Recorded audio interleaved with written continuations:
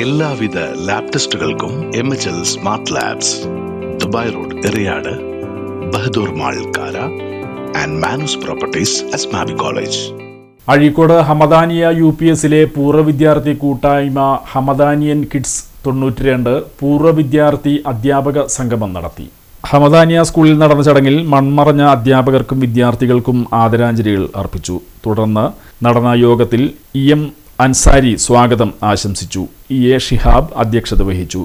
PK Saifuddin ആമുഖ പ്രഭാഷണം നടത്തി. പൂർവ്വ അധ്യാപിക പ്രീതി ടീച്ചർ സംഗമം ഉദ്ഘാടനം ചെയ്തു.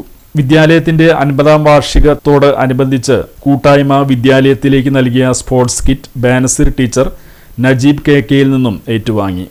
ഹമദാനിയൻ കിഡ്സ് 92 കൂട്ടായ്മ സ്കൂളിൽ 2026 വർഷത്തിൽ നടപ്പിലാക്കുന്ന ഫ്യൂച്ചർ ഗ്ലോ പ്രൊജക്ടിന്റെ ഉദ്ഘാടനം AK മൊയ്തീൻ മാസ്റ്റർ റഹിമ ടീച്ചർക്ക് നൽകി നിർവഹിച്ചു. പഴയ ക്ലാസ് മുറിയെ അനുസ്മരിച്ച് മൊയ്തീൻ മാസ്റ്റർ ക്ലാസ് എടുത്തു. പൂർവ്വ അധ്യാപകരുടെ സാന്നിധ്യത്തിൽ ഹാരിസ് അലിയുടെ ജന്മദിനാഘോഷവും നടന്നു. ഇതോടനുബന്ധിച്ച് വിവിധ കലാപരിപാടികളും അരങ്ങേറി. സീമന്തിനി, ഫെമിന, ലേന, ഷമീറ, അജീഷ്, സന്തോഷ്, സിറാജ്, വിനേഷ്, ഹാരിസ്, ഷിഹാബ് തുടങ്ങിയവർ നേതൃത്വം നൽകി.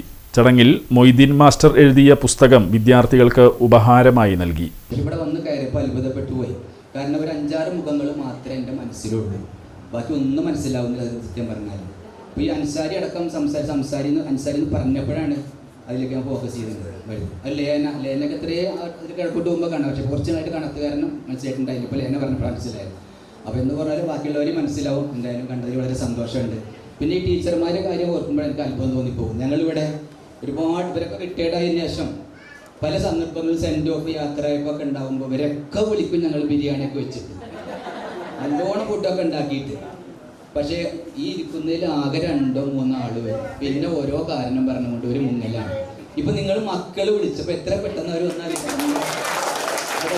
എത്ര ഒരുപാട് വെല്ലായ്മകളും അസുഖങ്ങളൊക്കെ അവഗണിച്ചുകൊണ്ട് അവർ വന്നിരിക്കണം. അപ്പം നിങ്ങളോടുള്ള ഒരു അറ്റാച്ച്മെൻറ്റ്, അവരുടെ സ്നേഹമാണ്.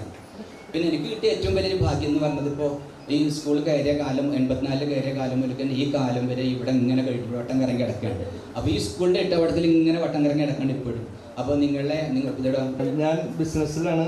വാപ്പായിട്ട് ഒരു ബിസിനസ് ഉള്ളതിൻ്റെ പേരിൽ അത് നിലനിർത്തി കൊണ്ടുപോകാൻ പറ്റി. പഠിക്കണതിൽ ഏറ്റവും മോശം കുട്ടിയായിരുന്നു.